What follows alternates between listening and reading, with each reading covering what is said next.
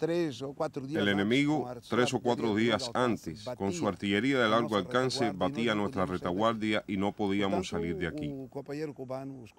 Por tal motivo, los compañeros cubanos que estuvieron aquí con nosotros nos dejaron profundos recuerdos, buenos, de hermanos de lucha.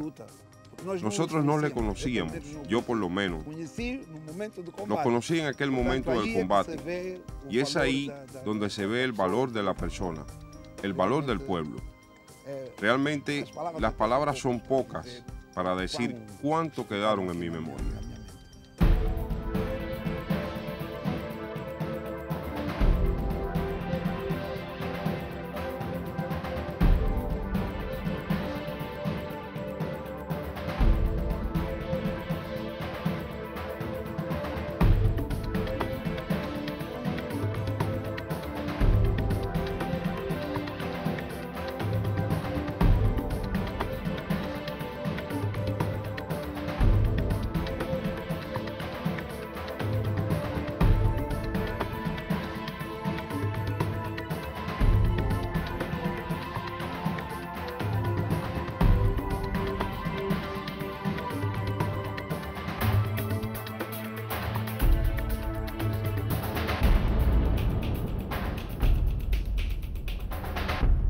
Se llegaba la fecha de la independencia, sabíamos que iba a haber una gran investida por el norte y una gran investida por el sur, porque lo que había que poner era, había que impedir que el MPLA proclamase la independencia. Entonces el Regional del Norte y UNITA, no sé cómo después se iban a juntar los dos, ¿no? Para mí era muy difícil.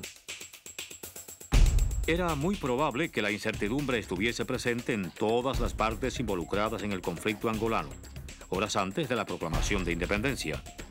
La carrera contra el tiempo entraba en su final.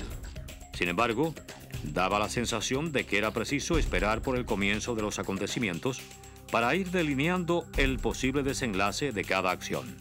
Estas fuerzas que vienen avanzando en dirección Luanda por el norte y que estaban ya por Cachito, Morro, Dakar, el jefe de la misión analiza la situación y considera que hay que pararla.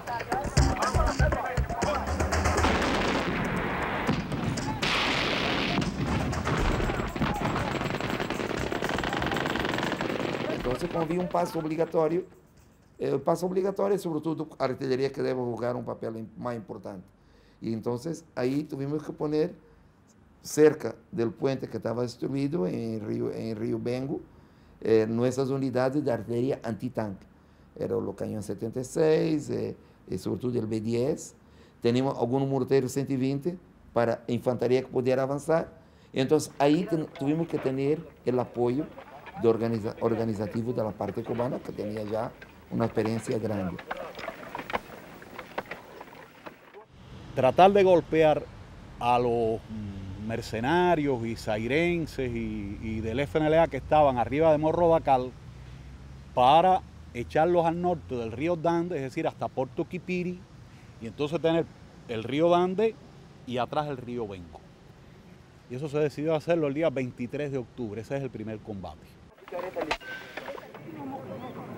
En el caso de Quifangondo, la artillería se fue organizando sucesivamente, de los primeros combates hasta el último combate, que fue el día 10 de noviembre. Nosotros participamos en los dos últimos combates, el 6 de noviembre y el 10 de noviembre.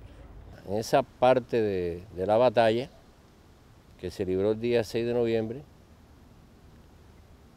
se planificó el fuego desde el máximo alcance de las piezas hasta el borde delantero de nuestra defensa, teniendo en cuenta que se había volado el puente sobre el río Bengo. Recuerden que nosotros íbamos de instructores a dar clases, a preparar los batallones, a que combatieran. No estaba previsto que nosotros participáramos. Pero bueno, ante una situación ya de agresión directamente sí teníamos instrucciones de participar. Ellos cayeron en muchas trampas. Una de ellas es que habíamos roto por el puente de Quifangondo y ellos no sabían. Por eso no hacía reconocimiento, y se dice que sin reconocimiento uno no puede tener éxito ni nada, ¿no? Si uno no sabe qué va a encontrar.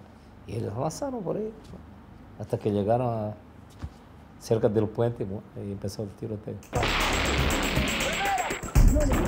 Invadido por el norte y por el sur, lo que había sido por más de 400 años la más importante colonia de la metrópoli lusitana, ahora tenía en Gifangondo la disyuntiva de erigirse o no en país independiente. La proclamación tendría lugar en las siguientes horas y su suerte se decidiría a una distancia de unos 25 kilómetros. Después del primer combate de Gifangondo, Argüelles nos pide llevar hacia Luanda una, no las piezas, sino el personal cubano y algunos de los angolanos que ya tenían unos días de preparación allí en ese centro, preparándolo a Luanda para que operaran las Cuatro Bocas y algunos morteristas de mortero 120 para que operaran los morteros 120. Cuando él nos plantea eso, yo por supuesto le digo, tú sabes la misión que a mí me han planteado de defender Cabinda, y que aquí no se podía mover nada. De todas formas, tú eres el jefe de la misión, tú puedes comunicar en Cuba o tomar la decisión si quieres llevarte. Yo no puedo decidir darte ninguna fuerza de esta para que tú te la lleves para allá. Esto sucedió así y entonces él me dice que si no es decisión mía, que él no se lo puede llevar y se van. Y eso queda en esa situación. Ya más cerca del segundo combate de Gifangondo y decisivo, él va de nuevo, entonces lo acompaña el comandante Gondín y nos dice que era necesario y que llevar esto, el personal de una batería, el personal cubano que formaban lo que era el jefe de batería, los jefes de pelotones y los jefes de pieza y tiradores. Yo solo le hago una pregunta. ¿Tú estás convencido que si yo llevo ese personal allá, no toman Luanda? Y él me dice, estoy convencido de eso. Digo, llévatelos. Y ese día que se fuera este personal para allá.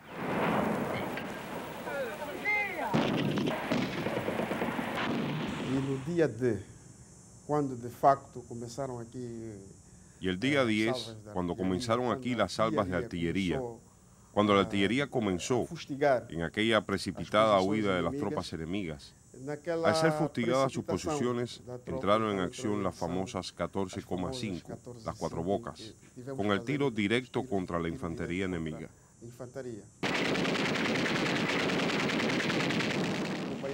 El compañero Piñeiro, que tiró aquí y después tiró en Cabinda.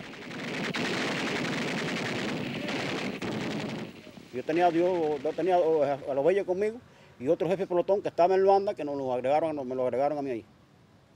Entonces la situamos en línea, no como artillería antiaérea, vamos a pelear con aviones, sino la situamos para luchar contra la infantería en línea y nos dio tremendo resultado. Ahí cuando llegó el enemigo, que estuvo ya al alcance de nosotros, cuando más 800 metros. Que abrimos fuego, hasta ahí llegaron, porque de ahí los aguantamos rápidamente, los hicimos retroceder enseguida. Las simpatías del pueblo angolano siempre han estado del lado del MPLA. Pero en aquellas horas inciertas no bastaba con las preferencias de las masas. Había que defender a toda costa lo que las armas podían eclipsar en cuestión de minutos. Desde el punto de vista militar, la correlación de fuerzas aún favorecía a los grupos del FNLA y de la UNITA, o lo que era lo mismo, a las fuerzas invasoras de Zaire y de África del Sur, cuyas bien pertrechadas columnas avanzaban sobre Luanda. Esta era a misión dos guerrilleiros da FNLA, lanzar un pánico precisamente. Esta era la misión de los guerrilleros del FNLA, lanzar el pánico sobre las poblaciones y atacar los objetivos principales del MPLA. La sede del MPLA, que en aquel momento estaba en Vilalice, las residencias de los dirigentes del MPLA, que también estaban en Vilalice, en el barrio Saneamiento. Ocupaban el puerto de Luanda, ocupaban el aeropuerto y también las instalaciones de telecomunicaciones que radicaban en Luanda. De telecomunicações, portanto, sediados todos em Luanda. Este era el carácter de las secciones del enemigo. Y así tomarían el control de la ciudad de Luanda. Y en el día 12, el FNLA, como intención, proclamaría la independencia en Luanda. En Kifangondo debutó la artillería reactiva múltiple mediante instalaciones BM-21. Su entrada en acción aquella mañana del 10 de noviembre de 1975 fue el resultado de uno de los operativos más oportunos y espectaculares del contingente internacionalista cubano en sus 15 años de permanencia en Angola. El día 9 desembarcan una batería de BM-21 de 6 piezas con sus municiones, y esta batería es el arma más estratégica que tuvimos nosotros a partir del 9, porque las fuerzas de esa batería ya eran cubanos, fueron por avión desde Cuba y ya a amanecer del día 10 esa batería estaba en completa disposición combativa. Los desconservamos y ya el día 10 estaban emplazados en Kifangondo y se hizo el disparo. Recibimos disparos del enemigo también en el emplazamiento de los M21. Yo en ese momento estaba apuntando 2 piezas, pues producto del combate de Benguela, aunque por ejemplo habíamos perdido 2 apuntadores, y yo apuntaba una pieza y corría para la otra y la apuntaba también. Y así transcurrió el combate de Kifangondo, por ejemplo, hasta que se tiró a salva, se horquilló y se tiró a salva contra el enemigo, contra la famosa pollera. Esa artillería cumplió su misión. Esa artillería cumplió su misión. Los BM-21, como le dicen, el dios de la guerra, cumplió su misión en cooperación con otros medios de fuego, ubicados en esta posición para una batalla que fue decisiva. Nosotros tuvimos algunos cubanos, principalmente en los cargos para oficiales.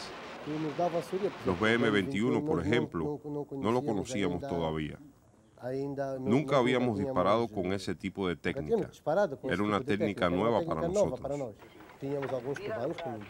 Teníamos al compañero Ricaño, que era un oficial.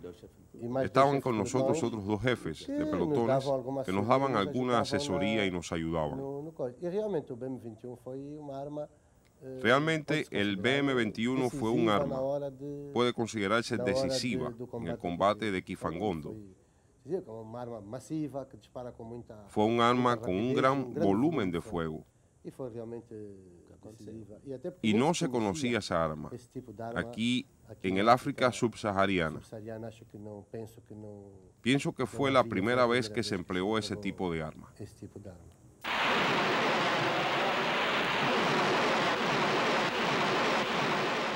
Los BM-21, dado sus características, su poder destructivo, su poder de fuego, jugó un papel muy importante.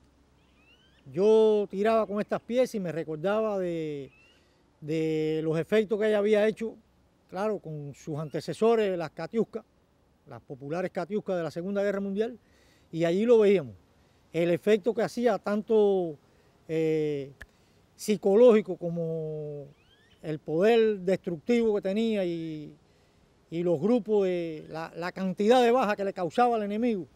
El BM-21 allí se hizo famoso. La súbita aparición de instalaciones BM-21 en el puerto congolés de Punta Negra y su fulminante debut en Kifangondo a los 5 días demostró la eficiencia y la operatividad de las Fuerzas Armadas cubanas. Puso de manifiesto además la elevada capacidad de los dirigentes de la revolución, en especial del propio comandante en jefe Fidel Castro, quien personalmente controló cada uno de los movimientos sobre el complejo tablero de ajedrez en que se había convertido el territorio angolano. En los primeros días de noviembre, 3 Britannia de Cubana de Aviación trasladaron hasta la capital angolana a más de 600 hombres con el objetivo de impedir la toma de Luanda. El 7, el mismo día en que descargan del buque cubano La Plata los BM-21, llegan en uno de estos aviones las primeras dotaciones para estas instalaciones de artillería reactiva. Fue una situación difícil porque estábamos en desventaja. El enemigo tenía armamento, el enemigo tenía los mercenarios que estaban preparados. El FNLA, aunque no era una fuerza muy calificada desde el punto de vista militar, pero tenía armamento y numéricamente era muy superior. Recuerdo que nós, na altura, como FAPLAS, recuerdo que nosotros, en ese entonces como FAPLA, no teníamos aquella experiencia de hacer trincheras para então poder ajudar a proteção que ayudaran a la protección de nuestros militares. He de dizer que sim, senhora, He de decir, sí, señores, gracias a las enseñanzas de los compañeros cubanos, cuando castigaron a esta área de Quifangondo, que nos ensinaram a fazer trincheiras, que nos enseñaron a hacer trincheras, nos enseñaron a colocar sacos de arena en las trincheras, que sirvieron de escudos a los militares que estaban en la línea de combate. Yo luché junto a los compañeros cubanos que aparecieron aquí en 1975. Fue un número muy reducido. Fue un número muy reducido. No era un número muy elevado de cubanos, mas trouxeram-nos una experiencia. No lo conformaba un número muy elevado de cubanos, mas trajeron experiencia verdadera, una experiencia que para nosotros, los angolanos, sirvió también de aprendizaje. Nosotros aprendimos con ellos y conseguimos obtener esta victoria aquí, en esta elevación, y que hoy alberga el monumento de la batalla de Quifangondo. El enemigo no se percató que estaba volado el puente sobre el río Benco y avanzó de forma resuelta desde Los Morros, bajando por la carretera que se dirige hasta el río, y bueno, tropezaron con el fuego ya desde el máximo alcance de los morteros primero y después de las diferentes piezas de artillería que teníamos ahí.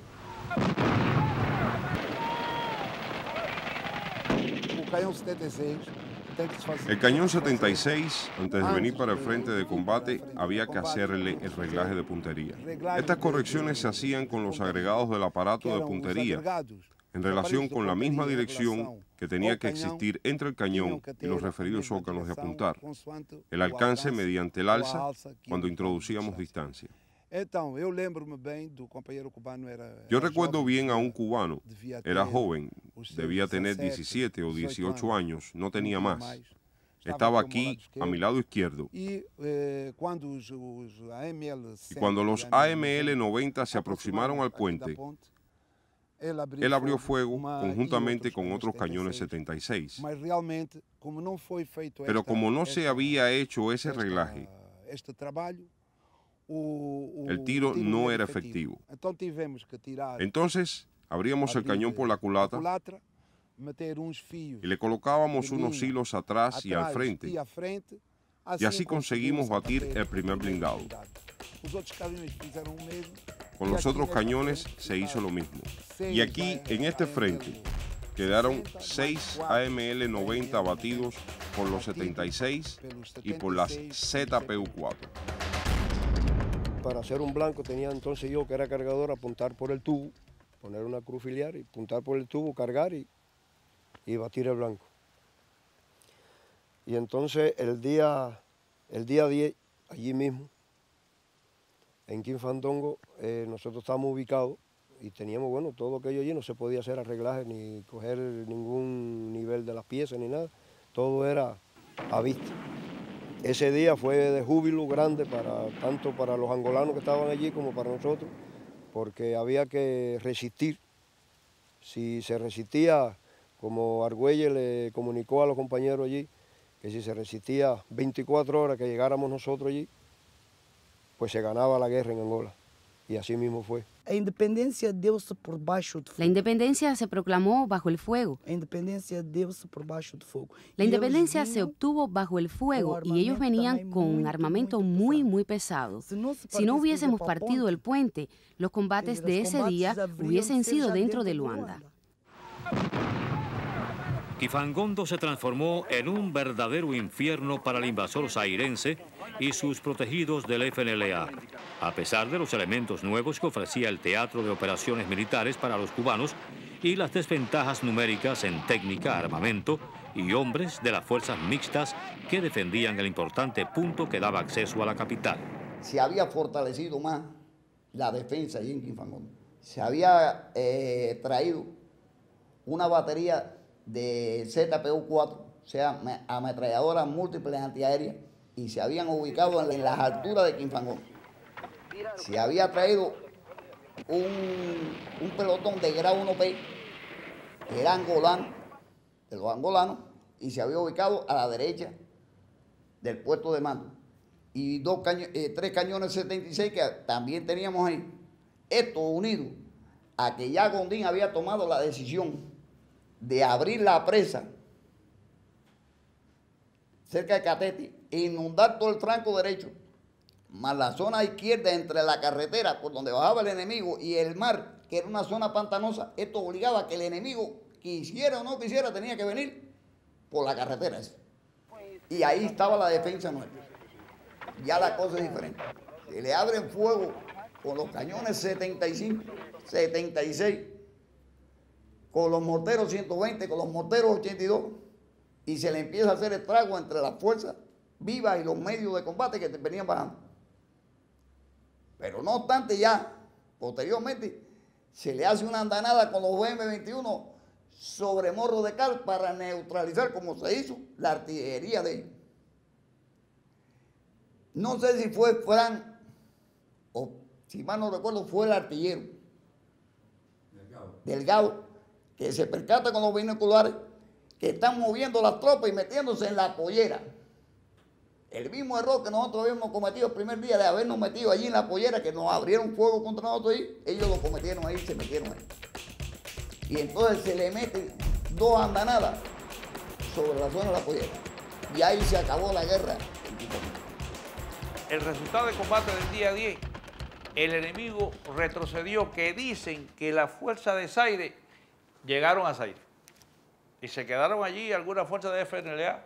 Nosotros metimos después 2 ofensivas cortas y no nos hicieron resistencia. Nada más que cogíamos un B-21, y le disparábamos 4 o 5 proyectiles y no lo veían.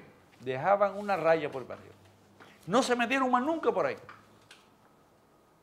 Y logramos extender la línea defensiva hasta Cachito. Cubrimos el segundo y el tercer puente, después de Morro de Cal. Ya aquello allí se calmó totalmente. Quinfangondo fue una escuela para todos, hasta para los zairenses y mercenarios sudafricanos que captaron el mensaje rápidamente. Angolanos y cubanos, por su parte, corroboraron la certeza cuando se defienden ideas justas y sobre todo sólidas. As recordações que tive com os camaradas cubanos que estiveram aqui foram muitas. Los recuerdos que tengo de los compañeros cubanos que estuvieron aquí son muchos. Experiencia, valentía, coraje y su ayuda en relación con la especialidad de artillería. Esa cosa bienvenida nos hace recordar batallas difíciles que tuvimos aquí, en Angola, junto con los hermanos cubanos. Para el pueblo de Angola va a ser difícil olvidar la participación activa en la lucha de liberación que hermanos cubanos murieron en Angola. Nosotros nunca vamos a olvidar. Los internacionalistas cubanos que aquí estuvieron pueden vivir seguros que nunca les olvidaremos. Tuvimos una participación activa en las trincheras de Angola. Y para aquellos que perdieron a sus familiares aquí, también pueden estar seguros porque juntos trillamos el camino con la misma sangre de angolanos y cubanos. Esa artillería era toda mixta. Los oficiales fundamentalmente eran cubanos, instructores que habían ido allí a preparar los angolanos, jefes de pieza, apuntadores, etc. Y el resto eran compañeros angolanos. El factor determinante para parar y rechazar la ofensiva de las fuerzas aliadas, Zaire, ELP, un autodenominado Ejército de Liberación de Portugal, FNLA y los sudafricanos fue precisamente la artillería. La artillería que estaba situada en esta elevación. La artillería de la 9ª Brigada, particularmente los BM-21, que podemos decir fue un arma tenebrosa y que cuando dispararon, de hecho el enemigo a partir de ahí abandonó el combate.